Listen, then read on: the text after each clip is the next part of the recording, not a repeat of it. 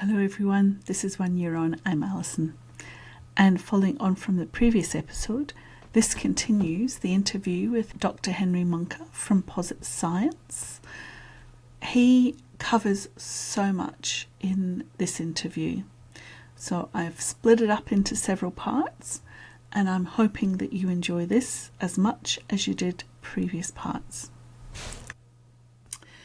Due to a recording issue, Dr. Mahncke has kindly joined me for a second recording session, and I've had to edit the conversation into its original sequence for clarity.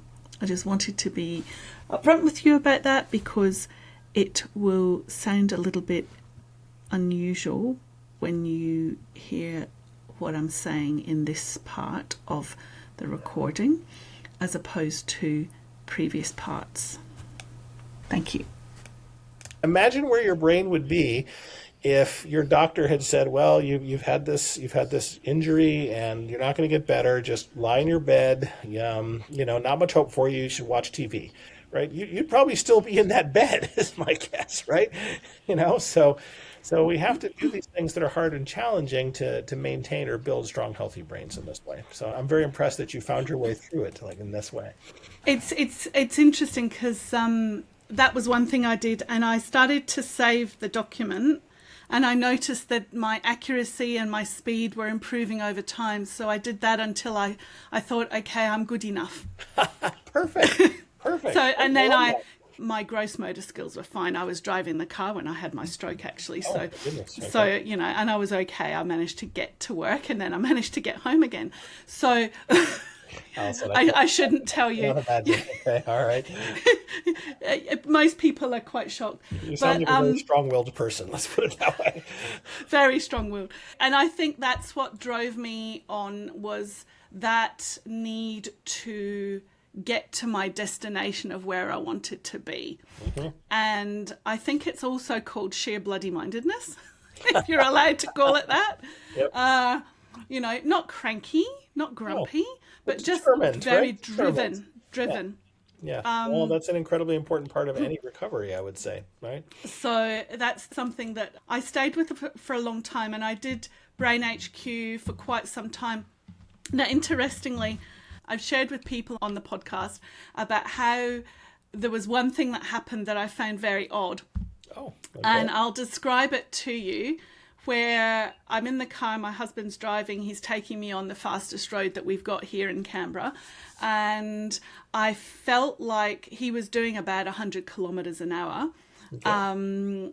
However, I felt like the world was flying past me, like the warp speed stuff that you get in Star Wars or Star Trek, Yep. And it took me a little bit, I was terrified, of course, but it took me a little bit to work out what was actually going on, that my brain processing speed was not fast enough for the speed that the information was coming in. I think that's exactly right. So, you might imagine that before your stroke, if your husband had been driving at 200 kilometers an hour, you might have been like, this is way too fast and I'm feeling overwhelmed, right?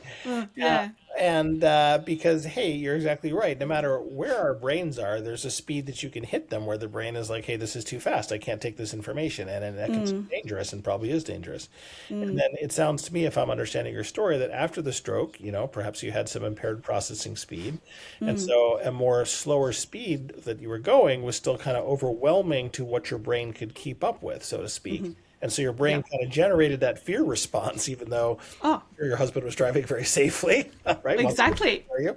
And he said that. He said that I'm doing the right speed. That's right. I'm sure a slightly annoyed tone in his voice. That would be my guess. Speaking as a husband, you're like, okay, honey, this is fine. You don't need to worry. But this is exactly it. But that tells us, hey, different brains, they have the same world out there, right? The same speed, but different brains because of their history, what's happened to them, how they've wired themselves over their lives, any things that have happened. Different brains can actually end up processing the same information in very different ways. And, on the one hand, that tells us that's what's amazing about brains, right? Every one of us has a very unique brain. And the reason our brains are so unique is not really so much our DNA, but much more so, hey, what has happened to our brains? What have we done with our brains throughout our entire life? What bad luck have we had with our brains? as the case may be. But what a vivid demonstration that, hey, brain wiring is what creates perception and thought and action in that sense, right? So, It certainly was an interesting experience, and I wouldn't necessarily recommend it to anyone else. Oh dear. So, look, I'm interested in the range of cognitive functions that Brain HQ is trying to improve, because I definitely noticed an increase in my brain speed, processing speed, yep. with certain games that I played. And can you talk about how they relate to everyday life? Because again, as you mentioned with the whoop whoop, the different games to do with sound, you can't necessarily see the linkage between the game itself and the everyday activity that you might do. Yeah, that could be a little bit of a challenge. And well, let me start actually, if you don't mind, by thinking about a metaphor for like sports, right? So let's say you were a basketball player, right? You might think, well, the way I'm going to get good at basketball is I'm gonna play a game of basketball every day. It's going to be 5-on-5, and I'll make shots and I'll dribble, and then I'll become really good at basketball. Well, I mean, fine, but that's not really how people get really good at basketball, right? You are going to take that incredibly complex task of basketball and you're going to decompose it, right? And you're not just going to play a game, but you're going to practice your 3-point shots, right? Over and over and over again. And you're going to practice your dribbling. And then you're going to decompose that, right? You're going to go to the gym and you're going to lift certain weights, right? And there you're going to be on the gym lifting a barbell. And you'll be thinking to yourself, this barbell doesn't seem very much like I'm playing basketball, right? Then your personal trainer will say, well, hey, we need that muscle to be strong and fast and accurate so that when you're out there doing your jump shot, this muscle is ready to go, right? And most of what you do in Brain HQ is like that, right? Yes. We are not training you to be a better driver by putting you in a car and having you drive down the streets of Canberra at 100 kilometers an hour, right? But we are making your brain ready to be a better driver by improving your visual speed and accuracy, for example, by training your brain's ability to track multiple targets. So we think of Brain HQ's had dozens of exercises. Formally they're classified into speed and memory and attention. There are also ones on intelligence, which is a slightly odd name. We really think of that as decision making.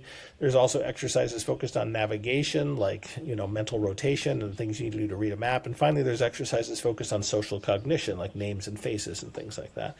And so there are these different categories that an occupational therapist or a cognitive psychologist might recognize. But as a neuroscientist, what I'll tell you is that, hey, every one of those exercises is making your brain faster and more accurate. It's just a question of, kind of in what context are we asking your brain to be faster and more accurate?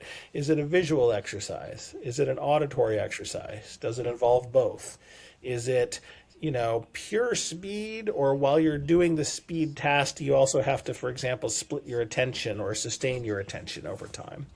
So we try to target all these different regions of the brain, but fundamentally the way you fix any region of the brain is you figure out what that region of the brain is doing, and then you ask it to do that more quickly and accurately. So whether that's recognizing names and faces, whether that's processing targets in your peripheral vision, whether it's hearing speech sounds, one way or the other, we got to make your brain faster and more accurate. It is true. It is like that. It's like kind of laying the foundation for what you do in everyday life. And you do need to get out and engage in everyday life, both to put those skills to work, but then to further build on what Brain HQ is giving you as well.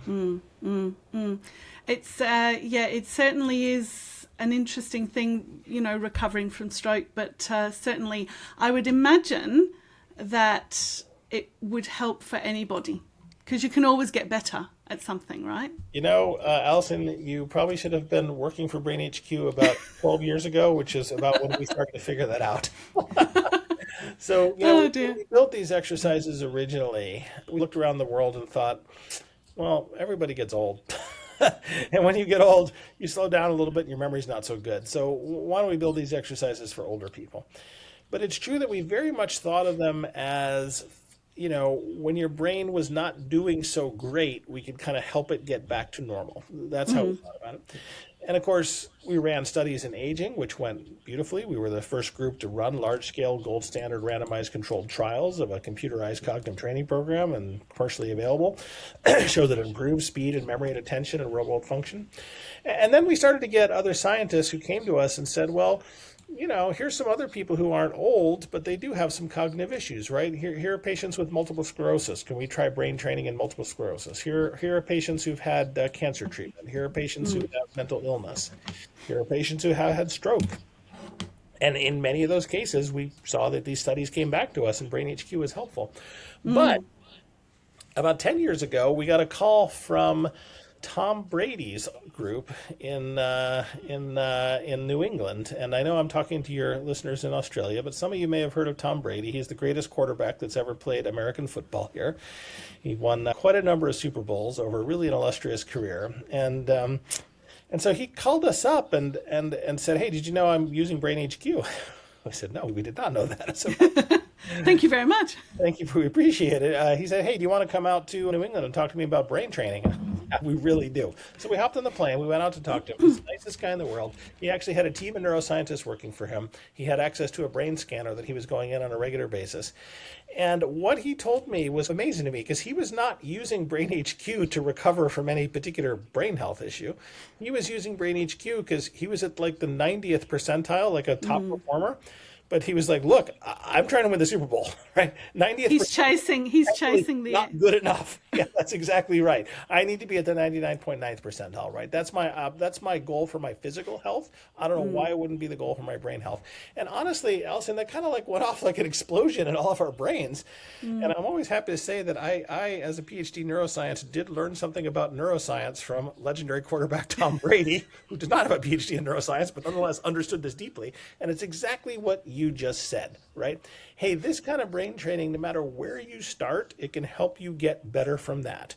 And hey, if you have had a brain injury and you are, your brain performance is at the very, bottom of what we might expect, hey, we can help you recover from that. If you're an average older person and you want to improve somewhat, hey, we can help with that too. And if you're Tom Brady, or we work in the United States with the United States Special Forces Command, where we're helping people who are like very, very fast and sharp, I have to tell you, but they also this is a very dangerous job. We need to be at the night where we can help them sharpen up as well. And actually, it makes perfect sense, I can now say with the benefit of hindsight, because think about physical exercise. It's exactly the same, right? Physical exercise is not just for people who are sedentary or overweight. You would never tell someone, don't bother to start exercising until you're 60, right? Once you're 60, then it might become important. Right? You recognize that no matter where you are, even if you're a Super Bowl winning quarterback, exercise helps improve your fitness. And that is exactly, I think, what the science is now showing us about this kind of brain training as well, which is that exactly like physical exercise, the right kind of brain exercise can help anyone, no matter where they are, if it's adapted for them, essentially sharpen and maintain and improve their cognitive performance. And what a powerful idea that is. Because what that tells us, and this is the lesson of brain plasticity, just to bring it all the way back to where we started, if I may. The lesson of brain plasticity is the brain can change and rewire, and that's true for all of us, right? It's true for me, it's true for my daughter, it's true for my mom, it's true for you, right? And so what that means is with the right program, any of us can rewire our brain to sharpen it. And that's an incredibly exciting, powerful, hopeful notion, right? We're not stuck with what we have any more than we are stuck with the body we have, right? I mean, we can all improve our physical fitness, we can all improve our brain fitness. And I think that's just an incredible revolution in terms of how we think about brain health. I think absolutely you're right. Thank you very much for listening. If you've enjoyed this episode, please like, share and subscribe and leave a comment for myself or Henry. I'll be back next time to continue this interview. It's been so interesting talking with Henry and understanding about how the brain works. He was an amazing guest on my podcast. Thank you.